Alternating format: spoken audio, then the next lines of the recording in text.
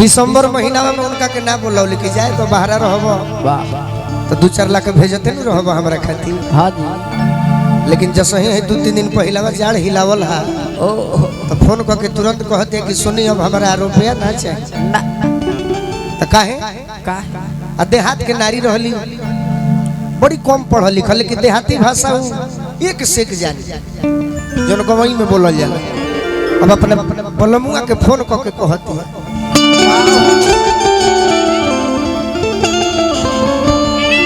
अरे की बाड़ा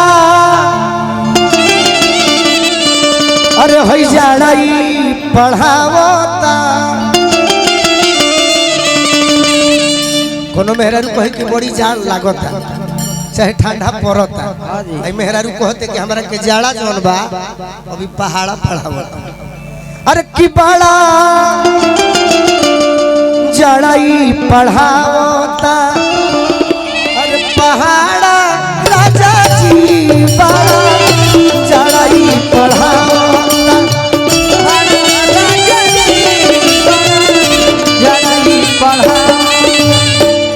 कहतरी पोरे घर के उनको हम इहरौरौहा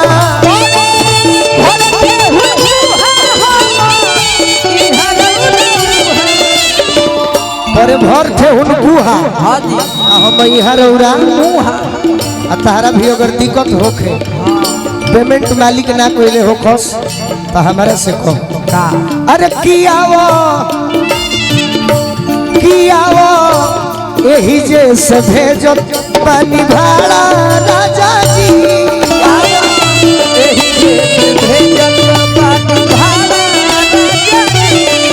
आजा यही जैसे भेजो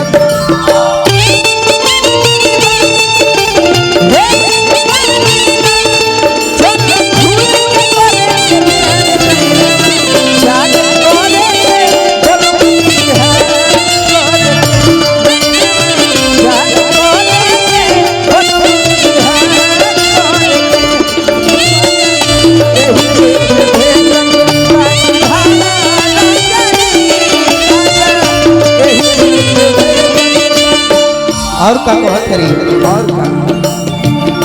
की देही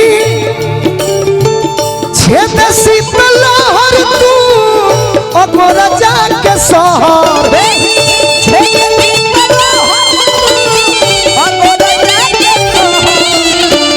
देही छेद शीतल हर आ तू अगोर जाके सहर यही जा की होता सुबह जवानिया राजा जी होता सुबह जवानिया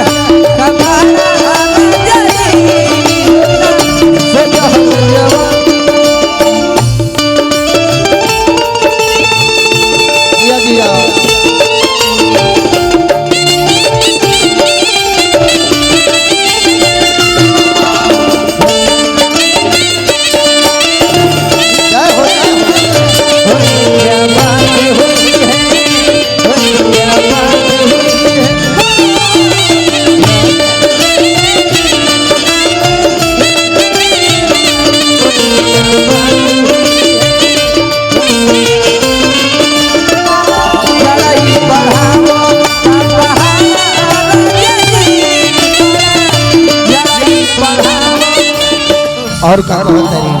और कि पाला पानी पला ठिठुरे सुटर में जवानी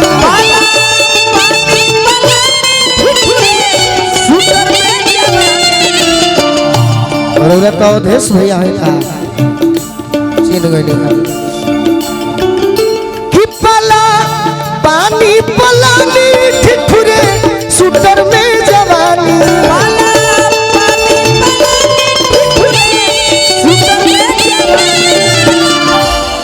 कैसे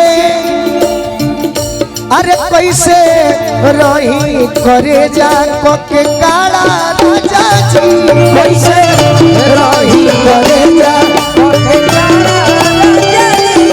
कैसे रही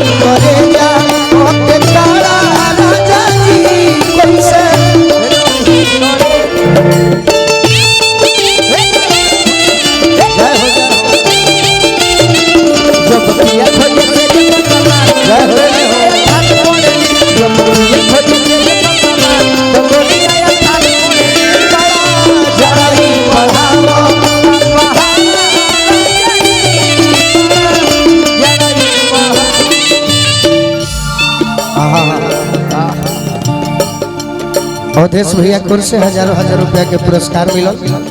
और का कहतरी अंत में और आजाद ही तो बढ़ा पे बोलू पुरसी संहिता पे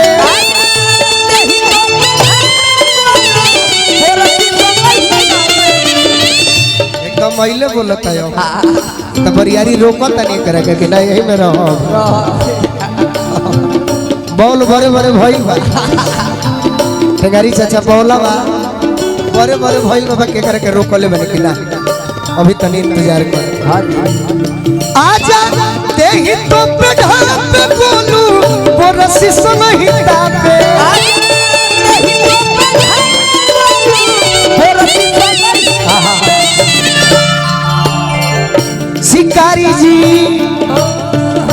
शिकारी जी आवना दुवरिए पानी खाड़ा राजा जी शिकारी जी आवना शिकारी जी आवना दुवरिए पानी खाड़ा राजा जी शिकारी जी आवना दुवरिए पानी खाड़ा राजा जी आवना दुवरिए